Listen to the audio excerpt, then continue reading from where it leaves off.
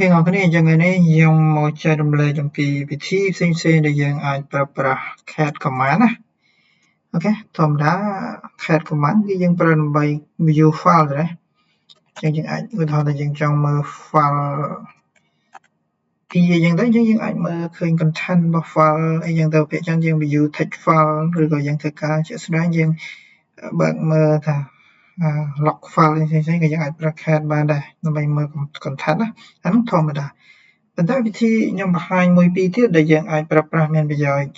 ចឹងណាអញ្ចឹងតាមពិត CAD គឺអាច view បានទាំងអស់តែម្ដងឥឡូវថាក្នុងនោះយើងមាន file ច្រើនយើងអាចដាក់ផ្កាយអញ្ចឹងមកអញ្ចឹងវា display content ទាំងអស់ឧទាហរណ៍ក្នុងនេះយើងមាន file 1 file 2ហើយនេះ content របស់ file 3អីចឹងទៅយើងជាក់ស្ដែងយើងអាច ls មើលបានអញ្ចឹងខ្ញុំមាន file 1 2 3អីចឹងទៅអូខេអញ្ចឹងយើងអាចមើលបែបហ្នឹងបានហើយមួយទៀតយើងអាច display file ដោយឃើញ line អញ្ចឹងណាឧទាហរណ៍ថាCAD មែនណាអាហ្នឹង option អាហ្នឹងគឺយើងអាចប្រើបានឧទាហរណ៍យើងមើល file 3ណាចឹងយើងនឹងឃើញតែមាន3 line ចឹងណាយើងអាចឃើញ line number ដែលយើងបើកនៅក្នុង VS Code ចឹងណាមួយទៀតយើងអាចចង់ដឹងថាតើនៅក្នុងមាន tab អត់ឬក៏មាន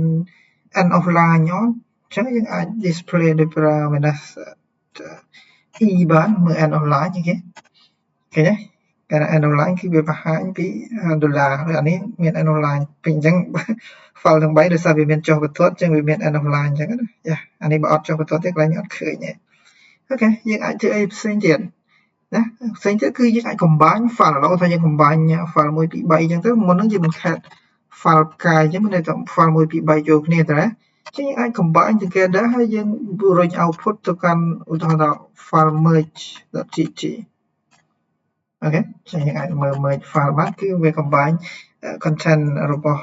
1 2 3 file នឹងចូលគ្នាទាំងអស់តែម្ដងអូខេមួយទៀតយើងអាច sort ណាយើងអាច sort បាននេះខ្ញុំឧទាហរណ៍ថាក្នុងនេះគឺយើងអាច sort តាមអក្សរអញ្ចឹងណាពីអក្សរ A ទៅ Z អញ្ចឹងទៅអញ្ចឹងយើងអាច cat merge file ហ្នឹងហើយយើងអាចផាយវាដើម្បី output វាចូលមក command sort អញ្ចឹងណាអូខេយ៉ា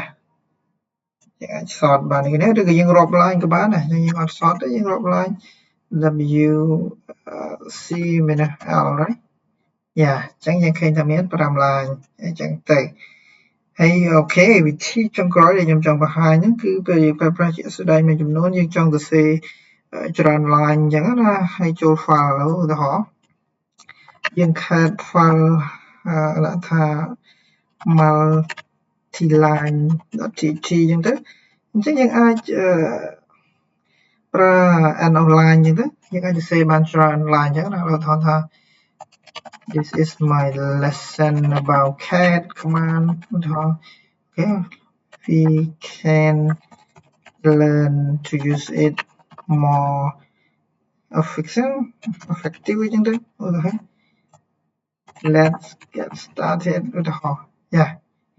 បែបអញ្ចឹងណាហើយឲ្យតែឃើញ end of line អញ្ចឹងវានឹង stop អូខេអញ្ចឹង stop អញ្ចឹងយើងអាច cat មើលអញ្ចឹងយើងសេ3 line មកនេះ1 2 3 line 1 2 3 line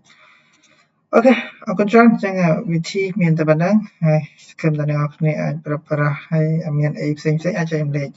ទាំងអស់គ្នាបានអូខេអរគុណច្រើនបាយបាយ